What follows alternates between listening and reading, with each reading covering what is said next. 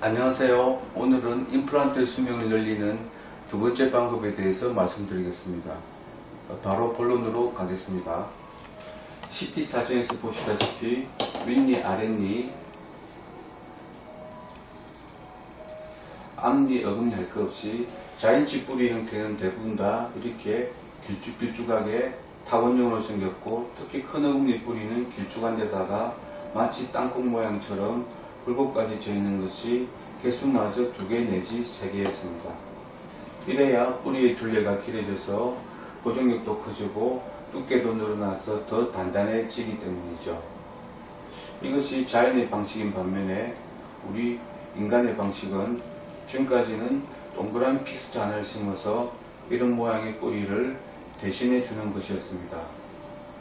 따라서 임플란트는 자인치에 비해서 고정력도 부족하고 또 두께도 얇아서 부러지기 쉬운 것이었으므로 임플란트의 수명이 자인치보다 짧을 수밖에 없었던 것입니다. 그나마 이렇게 골폭이 넓은 경우에는 지름이 큰 픽스처를 심을 수 있으므로 앞니나 작은 어금니에서 픽스처와 뿌리 간에 별 차이가 없어서 인간의 방식이 통할 수 있겠으나, 큰 어금니에서는 뿌리와 픽스처 간에 고정력 차이가 많이 나 있는 것을 1+1 방식으로 2개를 심어서 고정력을 늘려주었으나 아직도 자인치에 비해서 약간 모자랍니다. 반면에 골폭이 좁아진 경우에는 지름이 작은 픽스처를 심을 수밖에 없는데, 이렇게 되면 고정력과 두께가 전보다 더 작아집니다. 큰 어금니에서는 그나마 2개를 심을 수 있지만 앞니나 작은 어금니에서는 2개를 심을 수도 없으므로 자인치에 비해서 고정력이 많이 부족하고 무엇보다 지름이 작아서 조립형의 문제가 쉽게 나타났습니다. 그래서 조립형 대신에 일체형을 심어서 조립형의 문제점만 해결해 주는 선에서 거쳐야만 했습니다. 따라서 제가 오늘 드릴 말씀의 요지는 자연의 방식대로 마저 따라가자는 것입니다. 무슨 말씀이냐면, 이 그림을 가만히 보면 골폭은 좁아져 있지만 이 방향으로 뼈에 여유가 아직 있습니다.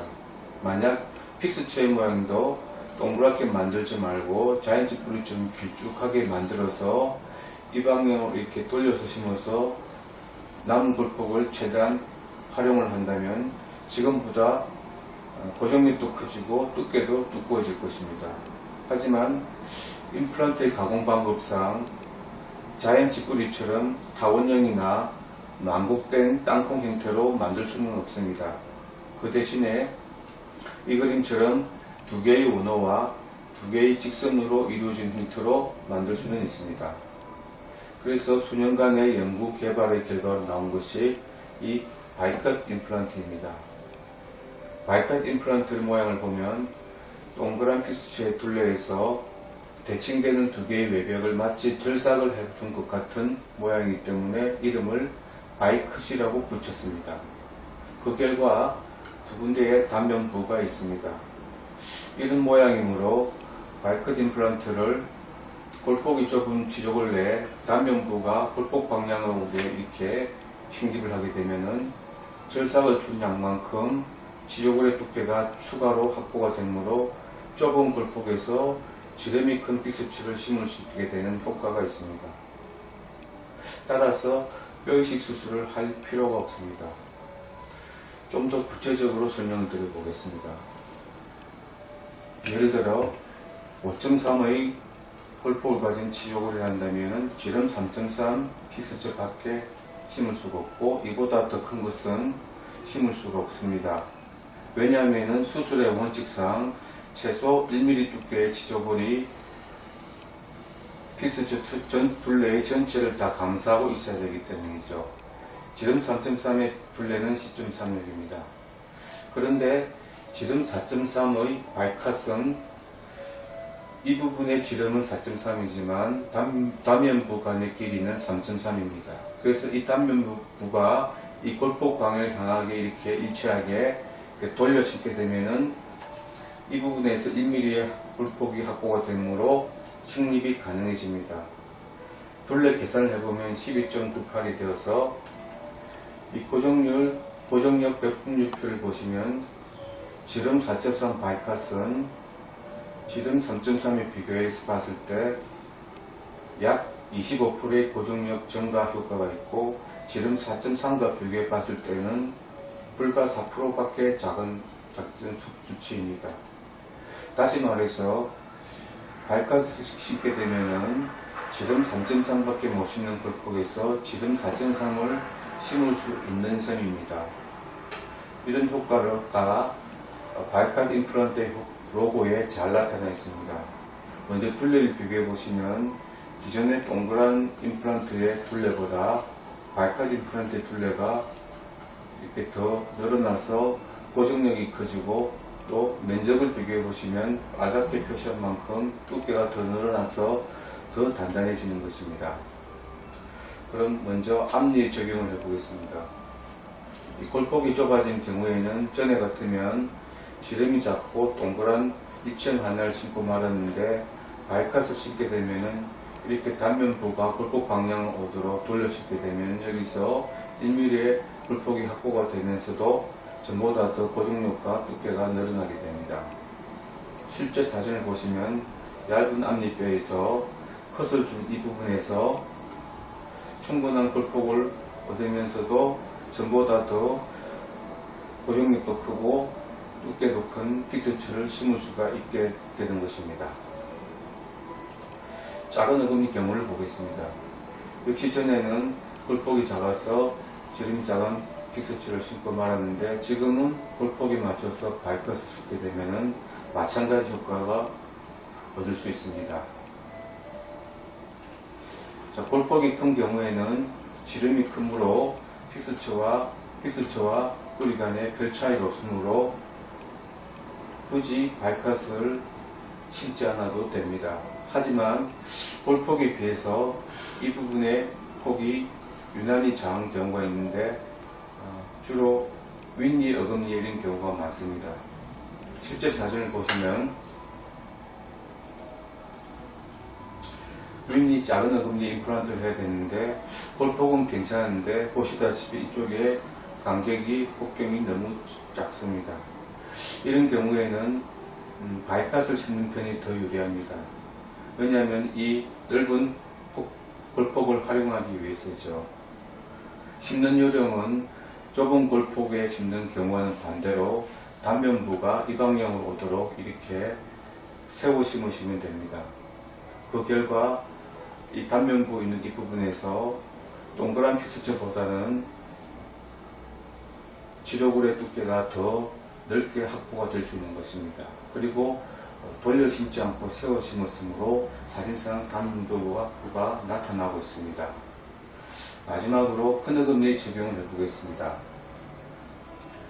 골폭이 좁은 경우에는 동그란 것이건 바이컷이건 골폭에 맞게 일체형 두 개를 심는 한 가지 방법밖에는 없습니다. 반면에 골폭이 넓은 경우에는 전에는 이렇게 심고 말았지만 바이컷을 심을 때는 두 가지 방법이 있습니다. 예를 들어서 시조 골폭이 6.3mm라고 한다면, 첫째, 지름 5.3 바이컷을 하나를 심는 방법과 둘째, 지름 4.3 바이컷을 두 개를 심는 방법이 있습니다. 첫 번째 방법을 보시면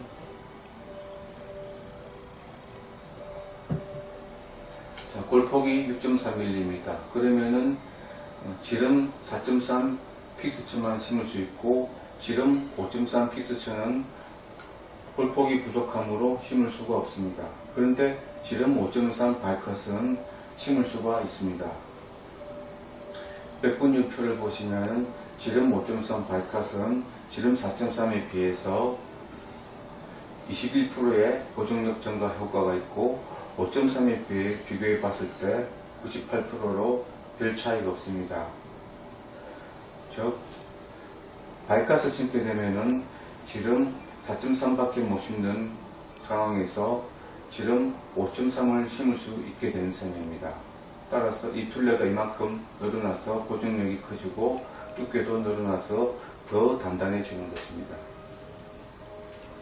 두 번째 방법을 보시면 역시 6.3mm 골폭이라 한다면은 전에는 이렇게 골폭이 남는데도 두 개를 심기 위해서 지름 3.8 픽스처를 심었던 경우입니다. 하지만 바이카스를 심게 되면은 지름 4.3 바이카스를 이렇게 세워 심음으로 해서 이 부분의 골폭을 마저 활용할 수 있게 되었습니다. 지름 4.3 바이카스는 지름 4.3과 비교했을 때 별 차이가 나지 않습니다. 그래서 비교를 해보시면 지름 3.8 두 개를 심었던 상황에서 지름 4.3 두 개를 심는 셈이 되는 것이죠. 그래서 이렇게 둘레가 늘어나고 고정력이 커지고 두께도 늘어나는 것입니다. 이렇게 가만히 보시면 커너금리 뿌리의 고정력과 두께와 지금 거의 비슷한 게 되었으므로 이렇게 되면은 자연의 방식에 완전히 따라가는 것입니다. 자, 두 가지 방법을 비교해 보시면 먼저 고정력을 보면은 두 번째 방법이 첫 번째 방법보다 훨씬 낫다는 것을 이 둘레를 비교해 보시면 쉽게 아실 겁니다. 두께는 서로가 비슷합니다. 따라서 첫 번째는 두 번째에 비해서 차선책이 되는데 첫 번째 방법을 쓰는 경우는 이 골폭은 넓지만 이 방향의 간격이 충분치 못해서 이것처럼 두 개를 심기가 애매하거나 어려울 경우입니다. 아래 커너금리도 이런 경우가 있는데 주로 위에 커너금리에 이런 경우가 많습니다. 실제 사진을 보시면 자, 위에 커너금리에 임플란트를 해놔야 되는데 골폭은 넓지만 보시다시피 간격이 좁아서 두 개를 심기가 애매합니다. 그래서 바이카스를 돌려서 이렇게 심었습니다. 돌려서 심었으므로 이 부분에 있는 이 단면부가 사진상 나타나지 않습니다. 대신에 뒤에 심은 이 동그란 조립형 피스처의 지점보다 훨씬 더 큰 걸 보시면 바이카스를 심은 효과를 아실 수가 있을 것입니다. 두 번째 케이스로서 역시 위에 커너금리 임플란트를 해놔야 되는데 이 경우에는 골폭도 넓고 간격도 넓어서 두 개를 심을 수가 있습니다. 그래서 바이카 두 개를 돌려 심지 않고 이렇게 세워 심었습니다. 그래서 사진상의 단면부가 다 나타나고 있습니다. 한편으로 첫 번째 방법을 쓰는 또 다른 경우가 있을 수 있는데 이 경우에는 골폭도 좋고 또 간격도 좋아서 두 개를 심을 수 있지만 일체형을 심는 것이 마땅치 않아서 조립형 바이컷 하나를 심는 경우입니다. 이렇게 되면 조립형 바이컷 심으로 둘레가 늘어나서 고정력은 커지겠으나